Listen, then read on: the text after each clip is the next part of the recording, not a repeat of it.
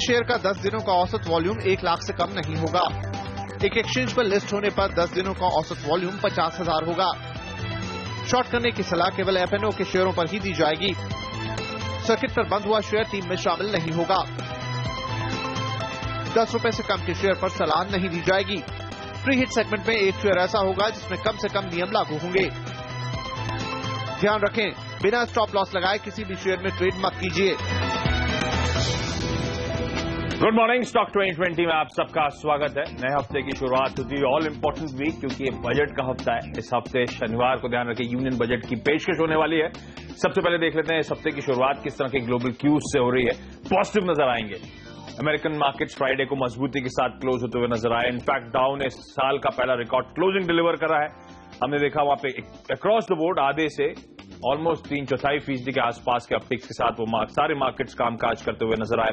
European markets में अच्छा momentum था, वहां पे भी हमने देखा है हरे निशान के साथ डैक्स और फुटसी ट्रेड कर रहे थे। लेकिन ध्यान रखें, ग्रीस डिस्कशंस अभी भी कंटिन्यू होते हुए अभी भी अनसर्टेनिटी बनी हुई है, इसलिए वहां पर इतना अच्छा अट्रैक्शन, अच्छा मोमेंटम नहीं। कुछ हद तक ओवरहैंग्स वहां पे अभी बने हुए हैं। लेकिन इस बीच एशियन मार्केट्स कहना चाहिए हल्की मजबूती के साथ ही आपको इंडिकेशंस दे रहे हैं। निकेई खैर अपनी चाल है और फ्रेश 15 ईयर्स हाइज के आसपास इस समय कामकाज करता हुआ बेहद स्ट्रांग मोमेंटम। लेकिन across the board Asian pack आपको नजर आएगा फ्लैट टू हरे निशान में ट्रेड करता हुआ ज्यादातर मार्केट्स। इस बीच में एसएक्स निफ्टी दर्शा रहा है कि भारतीय बाजारों की इस नए हफ्ते की शुरुआत हल्के हरे निशान शायद 9 से 10 अंक के आसपास की मजबूती के साथ होती हुई नजर आएगी। ऐसे में संदीप, क्विकली आपका लाइनअप और शुरुआती खिलाड़ी कौन सा होगा? आपने हाईलाइट किया ऑल इंपॉर्टेंट वीक है, union budget, rail budget, expiry भी होनी इस हफ्ते में, तो काफी इवेंटफुल ये हफ्ता है। और हमें लगता है कि जिस तरह से ग्रीस के जो बेल आउट पैकेज है उसे 4 महीने का एक्सटेंशन मिला है, बहुत बड़ा रिलीफ है दुनिया भर के बाजारों के लिए। 6 महीने के आसपास की एक्सटेंशन की बात की जा रही थी, 4 महीने का जो रिलीफ आया है वो हमें लगता है कि काफी सूदिंग है मार्केट्स के लिए। और यूरोपियन मार्केट्स चूंकि ये खबर आने से पहले बंद हो गए, तो आज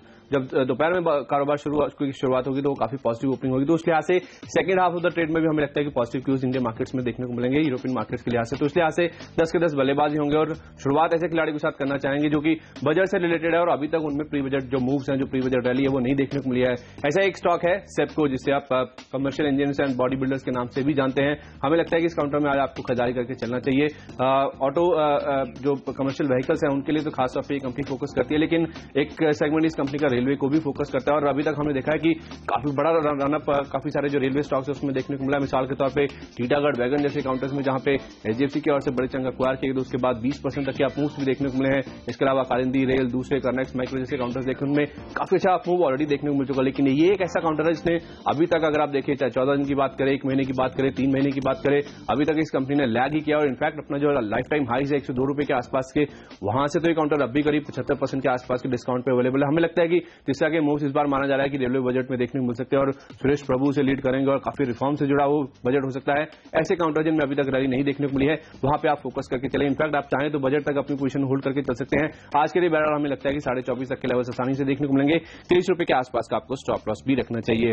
इसके साथ साथ मोनेट इस्पात एक ऐसा काउंटर जहां पे हमें लगता है कि आज आपको तगड़े आप मूव्स देखने को मिलेंगे, क्योंकि जितने भी कॉल ब्लॉक ऑक्शन के जो विनर्स हैं उनको बाजार ने काफी ज्यादा रिवॉर्ड किया है। चाहे आप ओसीएल की बात करें, चाहे जयप्रकाश पावर की बात करें, जब भी उनको ब्लॉक्स के एलोकेशन की बात निकल के सामने आई उनमें काफी अच्छा मूव देखने को मिला। और मोनेट इस्पात दरअसल एक ऐसी कंपनी जहां पे इन्होंने जो गारे पालमा 4/7 ब्लॉक है उसकी बोली 26 रुपए 19 रुपए प्रति टन के आसपास जीत ली है। तो वो एक बहुत बड़ा पॉजिटिव है, क्योंकि ऑपरेशनल माइंड है तो जाहिर सी बात है इनके कारोबार के लिए आगे सर्टेनिटी नजर आती है। तो उस लिहाज से बाजार इसको भी रिवॉर्ड करेगा। हमें लगता है कि आज आसानी से 58 तक के टारगेट इस काउंटर में देखने को मिलेंगे। अगर आपको ये लेवल स्क्रीन पे दिखे तो फर्दर गेन्स के लिए अप्रोच कर सकते हैं, लेकिन 54-70 के आसपास का आपको स्टॉप लॉस भी रखना चाहिए। आशीष, आपकी रणनीति और ओपनर्स? फोकस खरीदारी पर ही रहने वाला है और शुरुआत भी एक मिड कैप स्टॉक के साथ।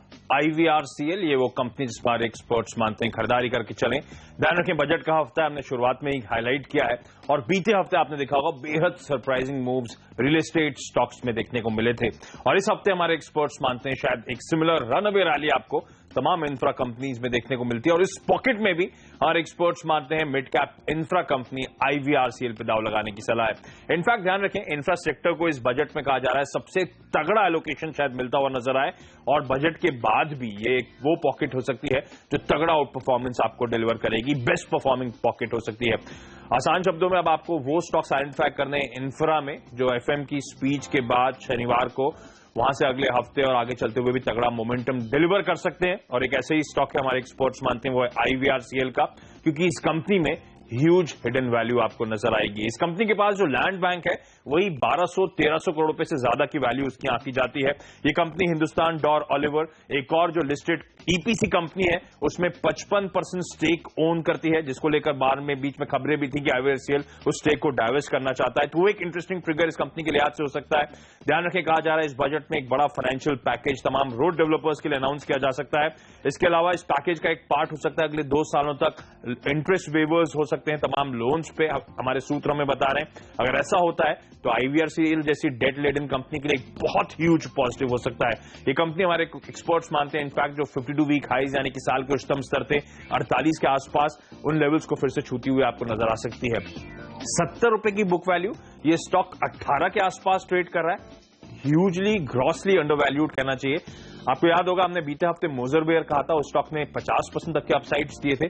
आईवीआरसीएल हमें सिमिलर स्टोरी नजर आती है, तगड़े अपसाइड्स के लिए यहाँ पे ब्रेसअप करना चाहिए। जम्मू एंड कश्मीर बैंक, बीते हफ्ते भी हमने इस काउंटर को हाईलाइट करा था अपनी टीम में। जेएनके में गवर्नमेंट फॉर्मेशन कहा जा रहा है, अब कल्मिनेट होती हुई शायद नजर आए। आज पीडीपी चीफ मुफ्ती मोहम्मद सैयद और पीएम मोदी साहब की मुलाकात होने वाली है। एक अलायंस शायद जम्मू एंड कश्मीर में फॉर्म होता हुआ नजर आए, वो एक बड़ा पॉजिटिव हो सकता है जम्मू एंड कश्मीर बैंक के लिए। इंटरेस्टिंगली साल के 200 रुपए के हाई से ये काउंटर ऑलमोस्ट आधे पे आपको इस समय कामकाज करता हुआ नजर आएगा। इस पर रडार पे रखें। इसी के साथ वक्त तो चला हम दोनों की टीम्स के डिपेंडेबल खिलाड़ी जानने का।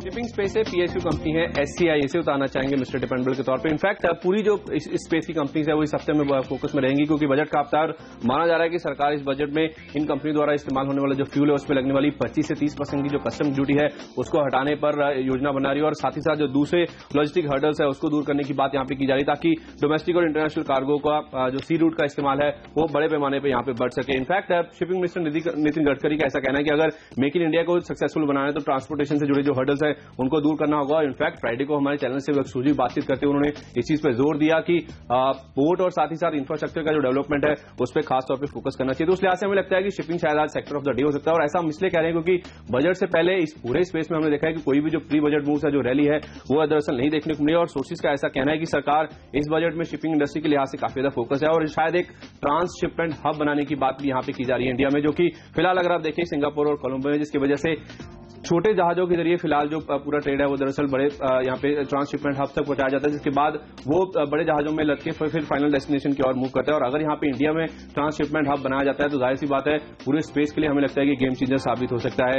ये सब होने के बावजूद कि इंडिया में 12 मेजर पोर्ट्स हैं, 187 माइनर पोर्ट्स हैं और करीब 7,500 किलोमीटर लंबी इंडिया की कोस्टल लाइन है, और हमें लगता है कि अब इस बजट में जो बॉटलनेक्स है पूरी तरह से रिमूव होते नजर आएंगे। एक और प्रॉब्लम जो हमें स्पेस में नजर आती है वो है कॉस्ट ऑफ फ्यूल। पिछले 5 साल में अगर आप देखें तो 3 गुना के आसपास की बढ़त कॉस्ट ऑफ फ्यूल में देखने को मिली, जबकि जो शिपिंग रेट्स हैं उसमें करीब 10% के आसपास की कमी देखने को मिली। लेकिन जिस तरह से क्रूड की कीमतें नीचे आई हैं, इनकी जो कॉस्ट है उसमें हमने देखा कि भारी कमी देखने को मिली, जिसका फायदा आने वाले नंबर्स में देखने को मिलेगा। तो उस लिहाज से हमें लगता है कि अच्छे दिन इस पूरे स्पेस के लिए आ चुके हैं, और खासतौर पर एससीआई जैसी कंपनीज के लिए। और ये कंपनी अगर आप देखें तो अपने जो कंटेनर रेट्स है उसके रेट्स बढ़ाने की भी यहाँ पे योजना बना रही है, और सरकार का फोकस जिस तरह से मेक इन इंडिया पे और खासतौर पर एक्सपोर्ट्स पे है, हमें लगता है कि इन सब इनिशिएटिव्स का फायदा शिपिंग कंपनीज को देखने को मिलेगा।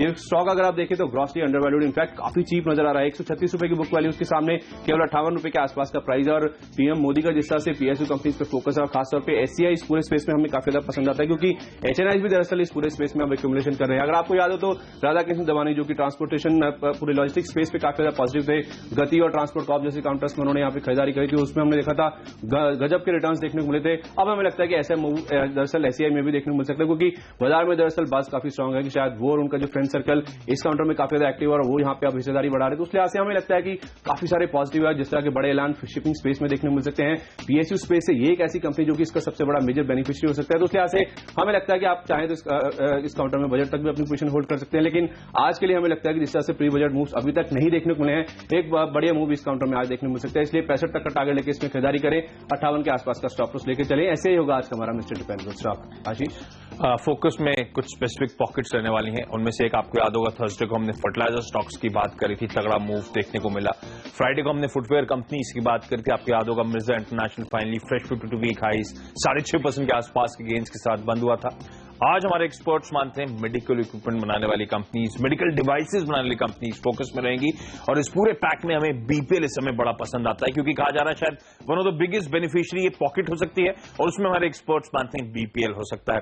ये stock strong fresh 52 week highs आपको लगातार almost on a daily basis बनाता हुआ नजर आएगा और आज ऐसे ही एक केस इन पॉइंट है।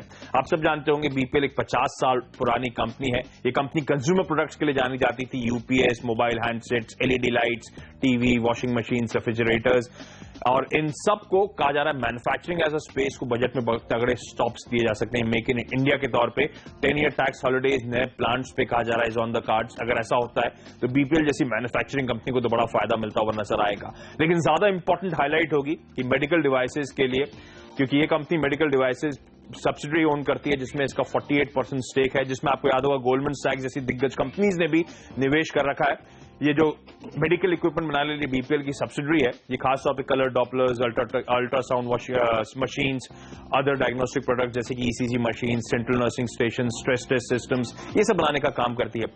और ओवर द वीक एंड यहां पे रिपोर्ट्स आनी शुरू हुई हैं कि गवर्नमेंट शायद तमाम एमएनसीज जो इस पॉकेट में एक्टिव हैं, जो प्रोडक्ट्स इंपोर्ट करती हैं जैसे कि जॉनसन एंड जॉनसन, एबॉट जैसी कंपनी, कहा जा रहा है वो सुपर नॉर्मल प्रॉफिट्स इस समय बना रही हैं, बहुत महंगे प्रोडक्ट्स बेचे जाते हैं। तो एक स्कैंडल टाइप यहां पे सिनेरियो पेंट अप हो रहा है।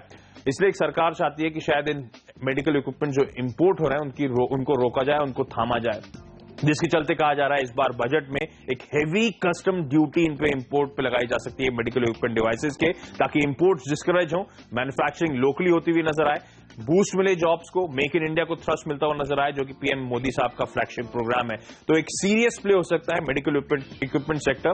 21 जनवरी को वैसे भी याद रखें सरकार ने 100% एफडीआई मेडिकल डिवाइसेज में ऑटोमेटिक रूट के जरिए मंजूरी दी थी, तो सरकार के फोकस में ये पॉकेट ऑलरेडी बहुत पहले से है। तो अब ये सेकेंड मेजर बूस्ट आता हुआ नजर आएगा जब ये हेवी कस्टम ड्यूटी लगाई जाएगी। लोकल मैन्युफैक्चरर्स जैसे बीपीएल फोकस में आते हुए नजर आएंगे। और भूले नहीं, एक टर्न अराउंड केस है। Q3 में कंपनी ने प्रॉफिट क्लॉक करा था, जबकि इससे पहले कंपनी लॉसेस साल दर साल क्लॉक करती थी। ऑपरेटिंग प्रॉफिट मार्जिन में एक अच्छा इंप्रूवमेंट था। आज के लिए 42 तक के लेवल्स, लेकिन हमें लगता है यहां से बजट और इनफैक्ट बजट के बाद तगड़े अपसाइड्स के लिए इस पॉकेट्स में भी आपको ब्रेस अप करना चाहिए। छोटा सा ब्रेक, उसके बाद हम दोनों की टीम्स के मिडिल ऑर्डर के खिलाड़ी।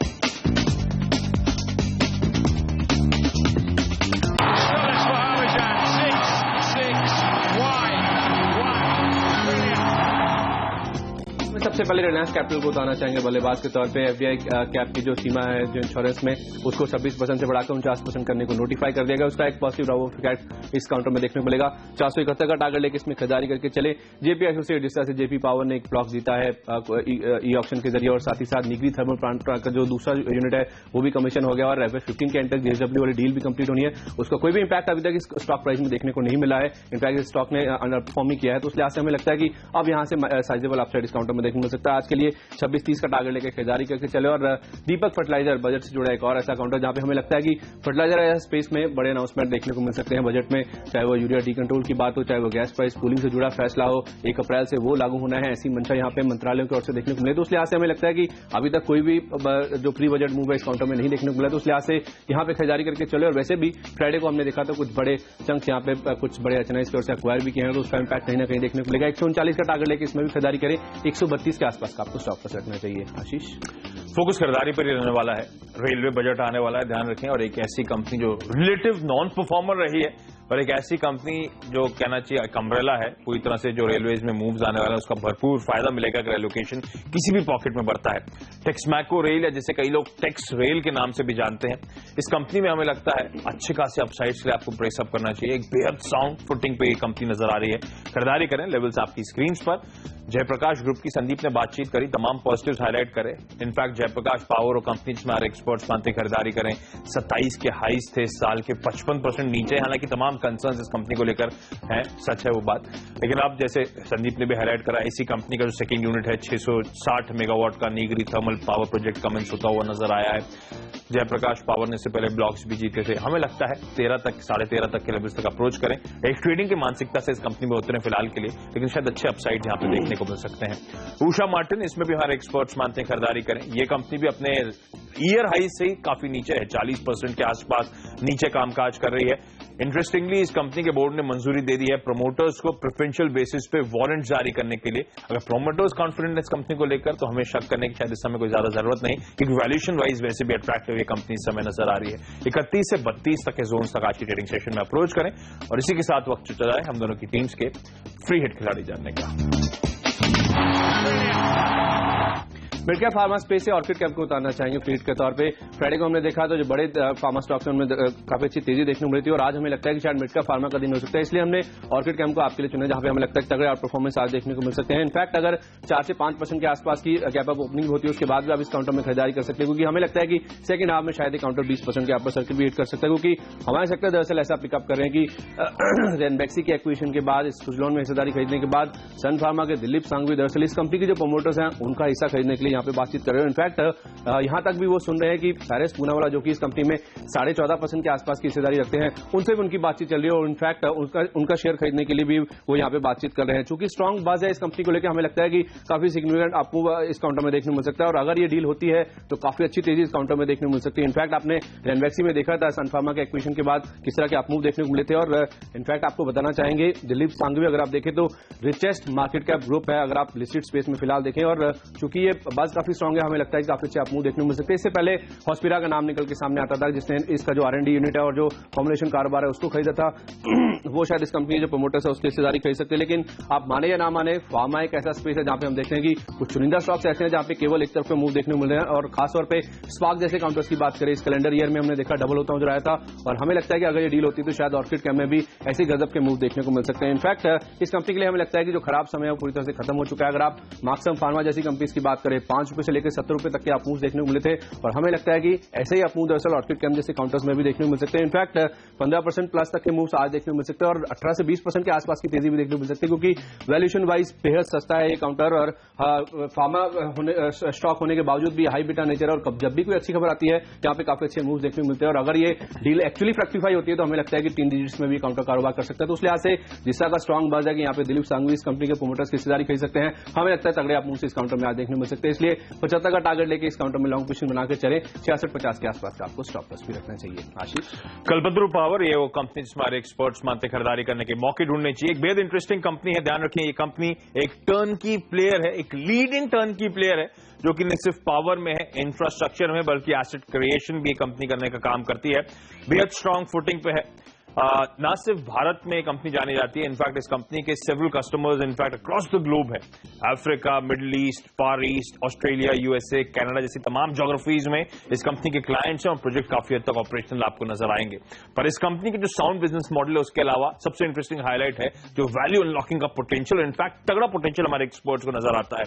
श्री शुभम लॉजिस्टिक्स, आपको याद होगा फ्राइडे की ट्रेडिंग सेशन के बाद खबरें आई, बीएसई पे अनाउंसमेंट दिया इस कंपनी ने कि उसने फाइनली सेबी में डीआरएचपी दाखिल कर दिया है अपना आईपीओ लाने के लिए। हालांकि दिन भर वो बस थी लेकिन स्टॉक में आपको कमेंसुरेट एक्शन देखने को नहीं मिला होगा फ्राइडे को, लेकिन मार्केट क्लोजिंग के बाद ध्यान रखें ये खबरें सामने आई थी। कल्पतरू पावर इस शुभम लॉजिस्टिक्स का जो कंपनी की जो मैं बात कर रहा हूं उसका प्रमोटर है, सब्सिडरी है उस कंपनी की। 76.6% के आसपास का stake Kalpataru power Shri Shubham logistics में रखता है।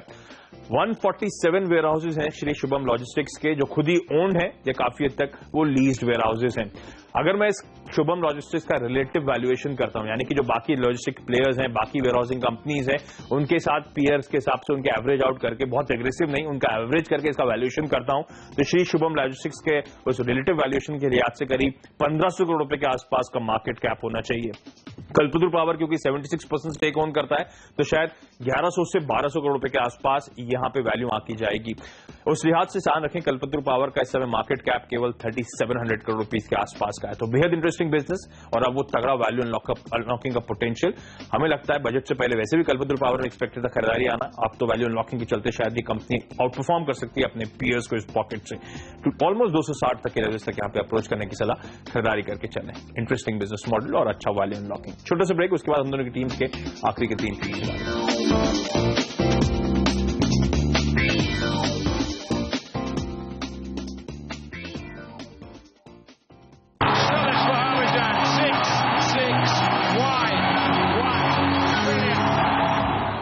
ब्रेक के बाद आपका स्वागत है और वक्त है आखिरी के 3 खिलाड़ी जानने का। कुछ दिग्गजों पे फोकस करेंगे। सेसा स्टरलाइट खरीदारी करने की रेको है 317 के आसपास की ईयर हाई से तो अभी भी नीचे ट्रेड कर रहा है। ओवर द वीकेंड बालकोन जिस तरह से वो बहुत इंपॉर्टेंट गारे पाल्मा 1/4 ब्लॉक जीता है, पॉजिटिव सेसा स्टरलाइट के लिए भी है क्योंकि इसी की सब्सिडरी है।